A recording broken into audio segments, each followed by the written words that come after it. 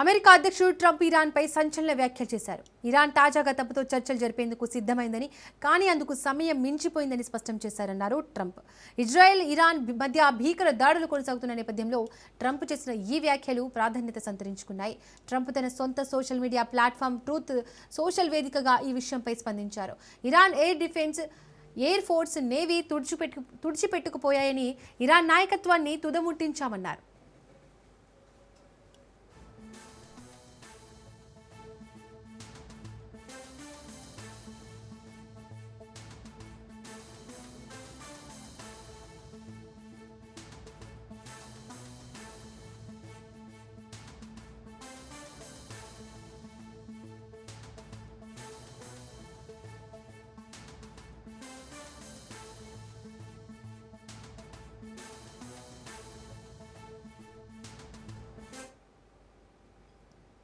పశ్చిమాసియా దేశాల్లో కొనసాగుతున్న యుద్ధ ప్రభావం అంతర్జాతీయ విమానాల రాకపోకలపై తీవ్ర ప్రభావం చూపుతోంది. యుద్ధం మొదలైన గత 4 రోజులుగా శంషాబాద్ విమానాశ్రయానికి రాకపోకలు సాగించే పలు విమానాలు పెద్ద ఎత్తున ఆపుతుండటంతో శంషాబాద్ ఎయిర్పోర్ట్లో ప్రయాణికులు లేక ఎయిర్పోర్టు బోసిపోయింది. శంషాబాద్ ఎయిర్పోర్ట్ నుంచి సగటున 42 నుంచి 48 విమానాలు ప్రతిరోజు అంతర్జాతీయ గమ్యస్థానాలను రాకపోకలు కొనసాగిస్తుంటాయి. సుమారు 40,000 మంది ప్రయాణికులు రాకపోకలు శంషాబాద్ ఎయిర్పోర్ట్ నుంచి నిలిచిపోయాయి.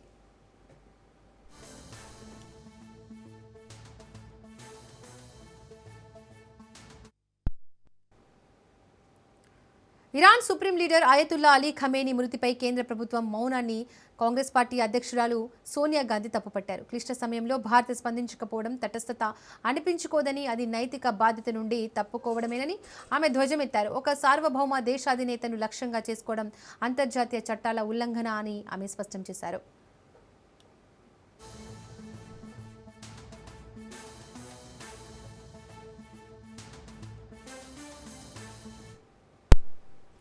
పశ్చిమాసియాలో ఉద్రిక్తతల నేపథ్యంలో దుబాయ్లో చిక్కుకుపోయిన భారత స్టార్ షట్లర్ పీవీ సింధు ఎట్టకేలకు భారత్ చేరుకున్నారు.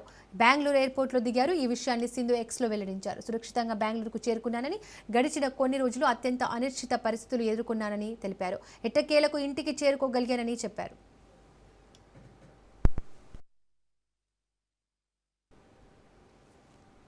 సీఎం రేవంత్ రెడ్డి సచివాలయంలో కలెక్టర్లతో సమావేశమయ్యారు. నిజమైన అర్హులందరికీ సంక్షేమ పథకాలు అందేలా చర్యలు చేపట్టాలని, గ్రామ సభల్లో సంక్షేమ పథకాల వారీగా ప్రభుత్వం చేకూరుస్తున్న లబ్ధిని ప్రజలకు వివరించాలని కలెక్టర్లకు ఆదేశించారు. ప్రజాపాలన ప్రగతి ప్రణాళికపై సీఎం రేవంత్ కలెక్టర్లకు కీలక సూచనలు చేశారు.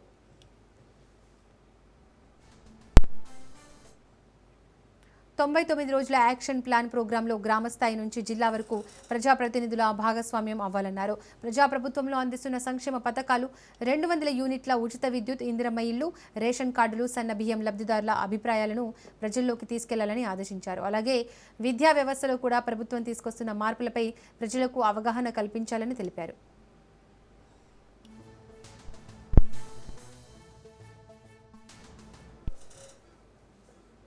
అమాయకుడైన రాహుల్ గాంధీని ఆడిపోసుకున్నారన్నారు టీపీసీసీ చీఫ్ మహేష్ కుమార్ గౌడ్.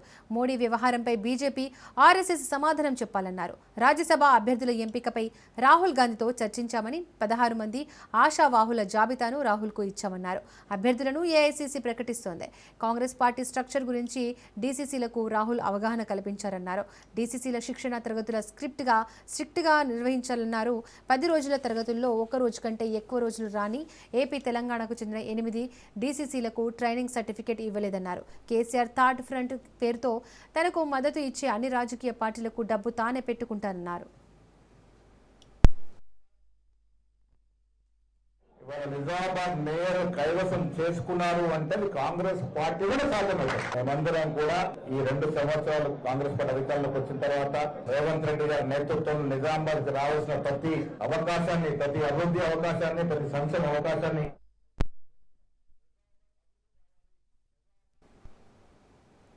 రాహుల్ గాంధీని ప్రధానిగా చూడాలని సీఎం రేవంత్ రెడ్డి కాంగ్రెస్ సమావేశంలో సంకేతాలు ఇవ్వడం దేశంపై ఒక గ్రహణం లాంటిదేనన్నారు కేంద్ర మంత్రి బండి సంజయ్. ప్రధాని కుర్చీ అనేది కుటుంబ వారసత్వం కాదని, ఒక చిరునవ్వు, ఒక తలాడింపుతో బహుమతిగా ఇచ్చేది కాదన్నారు.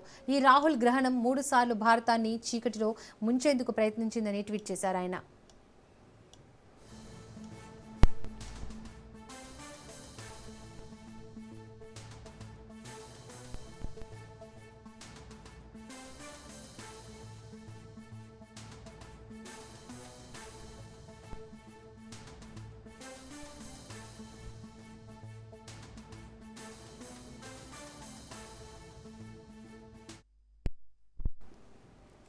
సిపిఎం సీనియర్ నేత తమ్మినేని వీరభద్రాన్ని ఆ పార్టీ కేంద్ర కమిటీ అభిశంసించింది.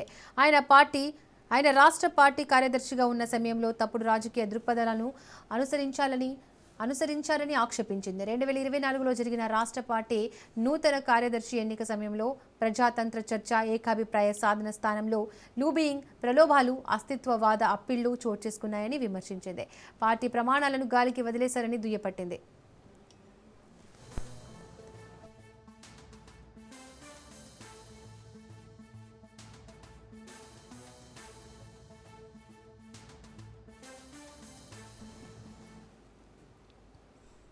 జాగృతి అధ్యక్షురాలు కవితను పోలీసులు అరెస్ట్ చేశారు. నార్సింగ్లో అక్రమంగా నిర్మిస్తున్న వెంచర్పై చర్యలు తీసుకోవాలని ఆమె నిరసన చేపట్టారు. తెలంగాణ హైడ్రా కమిషనర్ రంగనాథ్ వచ్చే వరకు నిరసన విరమించేది లేదని మధ్యాహ్నం నుంచి కవిత అక్కడే బైఠాయించారు. చీకటి కావడంతో వెంచర్ నిర్వాహకులు కావాలని లైట్లు ఆఫ్ చేశారని, గేట్లు తీసుకుని లోపలికి వెళ్లేందుకు ప్రయత్నించారు జాగృతి కార్యకర్తలు. దీంతో పోలీసులకు, జాగృతి కార్యకర్తలకు మధ్య తోపులాట జరిగింది.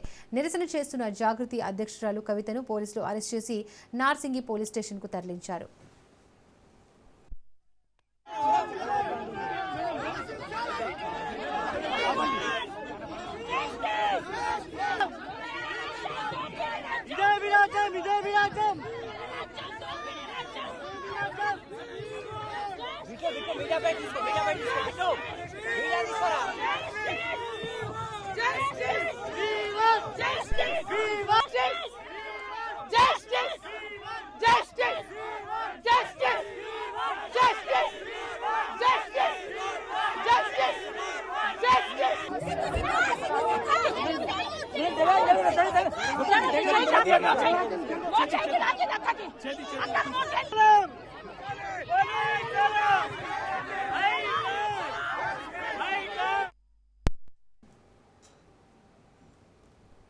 గ్రహణాన్ని వీడగొట్టడానికి మరి ఇక్కడికి వచ్చి ప్రొటెస్ట్ చేస్తూ ఉన్నాం. ఎందుకంటే మనం జనం బాటలో భాగంగా అనేక కంప్లైంట్లు ఇచ్చున్నాం హైడ్రాకి, పెద్దవాళ్ళ మీద. కుత్బులాపూర్లో పోయి పేదవాళ్ళ ఇండ్లు గులగొట్టిరు. నిన్నటికి నిన్న ఖమ్మంలో వెలుగుమట్లలో పోయి పేదవాళ్ళ ఇండ్లు గులగొట్టిరు. మూసీ నది చుట్టుపక్కల కూడా పేదవాళ్ళ ఇండ్లు గులగొట్టిరు. కానీ మూసీ నదిలోనే కడుతున్నటువంటి, మన వెనుక కనబడుతున్నటువంటి ఇంత పెద్ద బంగ్లాను మాత్రం హైడ్రా రంగనాథ్ గారికి కనబడతలేదు, సీఎం రేవంత్ రెడ్డి గారికి కనబడతలేదు, ఎవరికి కనబడతలేదు. మీకు కనబడుతుందా లేదా? గ్రహణంతోనేమన్నా కళ్ళు కనబడుకునేమన్నా కనబడుతుంది కదా మనందరికీ. మరి ఎందుకు హైడ్రా కనబడతలేదు? ఇది అది ఇవాళ హైడ్రా రంగనాథ్ గారిని నేను ఫోన్ చేసిన, కలెక్టర్ కాన్ఫరెన్స్లో ఉన్నా అని మెసేజ్ పెట్టిరు. నేను మా జాగృతి నాయకులను అడుగుతున్నా, రంగనాథ్ గారు బుల్డోజర్ తీసుకొచ్చే వరకు మనం ఇడు ఉందామా? పక్క ముచ్చట్నా? మళ్ళీ మాట తప్పుతారా? అంతేనా? సో అప్పుడు ఎప్పుడు కమిషనర్ గారు కాల్ చేసినా కూడా అప్పుడు బుల్డోజర్ తీసుకొని రమ్మని చెప్తాం. ఇక్కడనే ఉంటాం బుల్డోజర్ తీసుకొని వచ్చేంత వరకు. ఎందుకంటే మనం మన జనం బాటలో 4 నుంచి 5 పెద్ద పెద్ద ఇట్లాంటి బిల్డింగ్లే నదులను, చెరువులను కబ్జా చేసిన ఇచ్చినాం. రంగనాథ్ గురు కూడా యాక్షన్ తీసుకుంటా అన్నారు. ఎక్కడ యాక్షన్ తీసుకోలే. యాక్షన్ ఎక్కడ తీసుకున్నారు? ఖమ్మంలో వెలుగుమట్లలో 600 మంది పేద ప్రజలను అక్రమంగా భూదాన్ ల్యాండ్లకి వెళ్ళి తీసి బయటేసారు. ఖచ్చితంగా ఖమ్మం కూడా పోతాం ఒకరోజు. కానీ ఇవాళ ఇక్కడ మూసీ నదిలో ఆ పక్కన మధు పార్క్ రిడ్జ్ అనేటటువంటి మధ్యతరగతి వాళ్ళు కట్టుకున్నటువంటి అపార్ట్మెంట్స్ ఉన్నాయి. ఆ అపార్ట్మెంట్ కట్టి 20 ఏళ్ళు అయింది. అక్కడికి పోయి అది తీసేయమని లొల్లి పెడుతున్నారు. కానీ ఇది ఇప్పుడిప్పుడే కడుతురు కదా, దీంట్లో ఎవరికి నష్టం జరగలే కదా. మరి ఇప్పుడిప్పుడే మూసి నదిలో కడుతుంటే ఎందుకు దీన్ని ముట్టుకుంటలేరు? మాకు ఈ ప్రైవేట్ వాళ్ళతోనేం పంచాయతీ లేదు, ఖచ్చితంగా ప్రభుత్వంతోనే మా panchayat.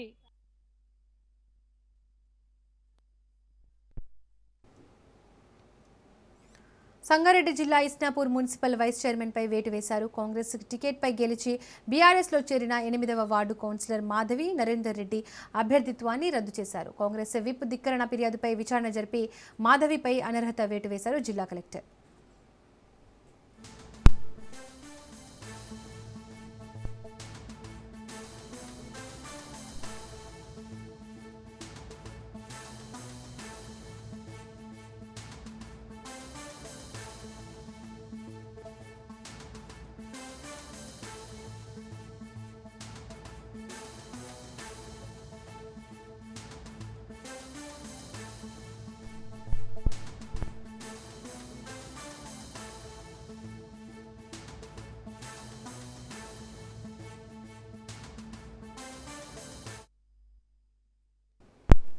CM Chandrababu deputy CM Pawan Kalyan సమావేశం నిర్వహించారు. సుమారు 2 గంటల పాటు కొనసాగిన ఈ సమావేశంలో ప్రస్తుతం రాష్ట్రంలో నెలకొన్న పరిణామాలపై సుదీర్ఘంగా చర్చించినట్లు సమాచారం. గ్రామీణ ప్రాంతాల్లో చేపట్టాల్సిన అభివృద్ధి కార్యక్రమాలు, జల్ జీవన్ మిషన్, డ్రైన్లు, రోడ్ల నిర్మాణం, వాటి నిర్వహణపై ఇరువురు చర్చించినట్లు తెలుస్తోంది.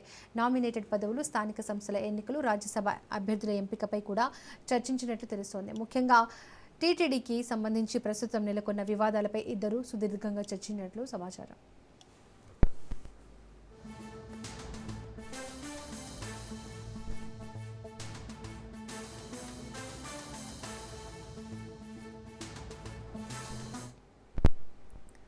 మానవ వన్యప్రాణి సంఘర్షణలను తగ్గించడమే హనుమాన్ ప్రధాన లక్ష్యమని AP deputy CM Pawan Kalyan అన్నారు. ప్రపంచ వన్యప్రాణుల దినోత్సవం సందర్భంగా మంగళగిరిలో హనుమాన్ ఫౌండేషన్ ప్రాజెక్టును పవన్ కళ్యాణ్ ప్రారంభించారు. రాష్ట్ర అటవీ శాఖ చరిత్రలో ఇదో కీలక అడుగని తెలిపారు.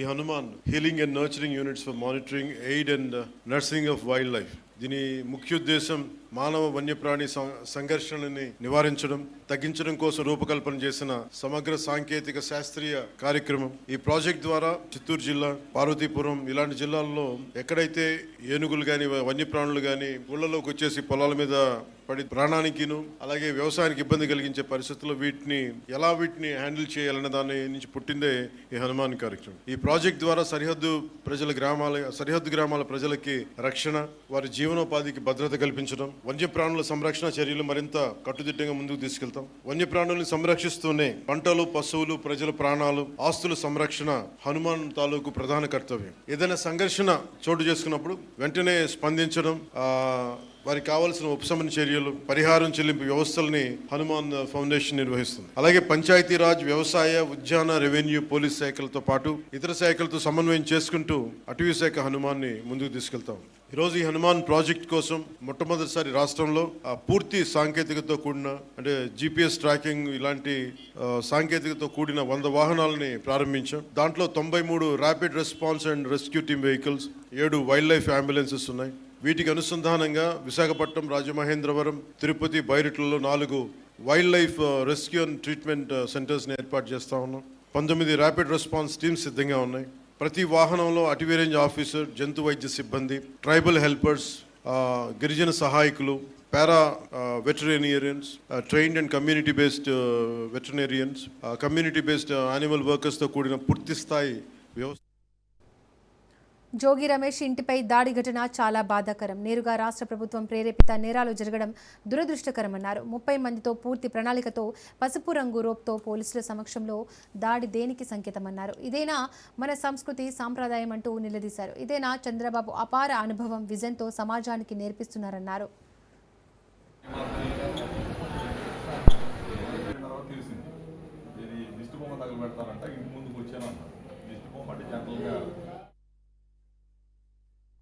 జోగి రమేష్ గారి ఇంటి మీద అటాక్ చేయడం, వీడియో క్లిప్స్ చూస్తే అదే మాప్ కాదు, లిమిటెడ్ పీపుల్, ఒక 30 మంది. ఆల్మోస్ట్ ఎట్లుందంటే పోలీస్ వాళ్ళు వాళ్ళని ఎస్కార్ట్ చేసి వచ్చినట్లుంది వీడియో క్లిప్ చూస్తే. రోప్ తో పాటు వచ్చే మాబును ఆపేదానికే, ఎస్కార్ట్ చేసేదానికే అనేట్టుగా ఉందన్నమాట. అసలు రోప్ కూడా చూస్తే ఎంత ఆశ్చర్యం అంటే, ఎక్కడ నాకు తెలిసి చరిత్రలో ఎప్పుడు ఉండదు. ఎల్లో కలర్ రోప్ చూసినారండి ఎవరన్నా? పోలీస్ వాళ్ళు క్యారీ చేసే రోప్ పార్టీలో రోప్ ఎల్లో కలర్ లో ఉంది. పోలీస్ వాళ్ళే ఎస్కార్ట్. ఇంటి మీద అటాక్. ఏ విధంగా అటాక్? బాంబులు, యాసిడ్, పెట్రోల్ బాంబులు, ఇండ్లంతా డ్యామేజ్.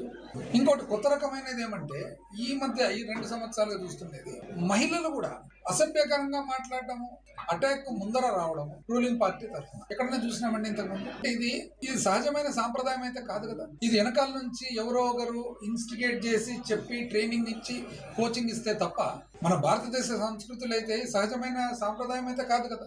ఇప్పుడు వివిధ రాజకీయాల పార్టీలకు మీరేం నేర్పిస్తున్నారు?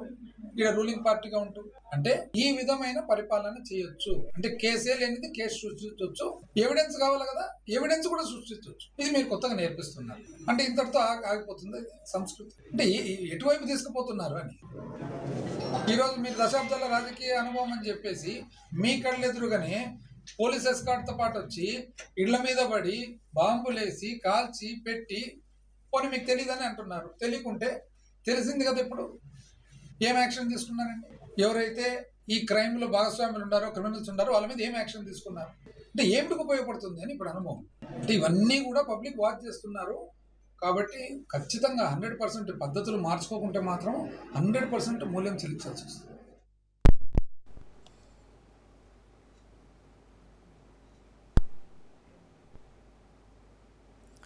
మాజీ మంత్రి జోగి రమేష్ కుటుంబ సభ్యులను వైసీపీ సీనియర్ నేత శ్రీకాంత్ రెడ్డి పరామర్శించారు. రాష్ట్రంలో కల్తీ పాలన జరుగుతుందని విమర్శించారు.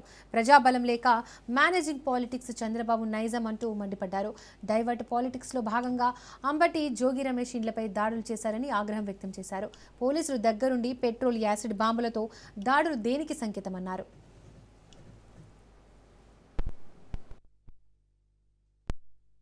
పాలన జరుగుతాం. ప్రజా ద్వారా ఎన్నికైనటువంటి ఏ ప్రభుత్వం కూడా ఇలాగ వ్యవహరించదు.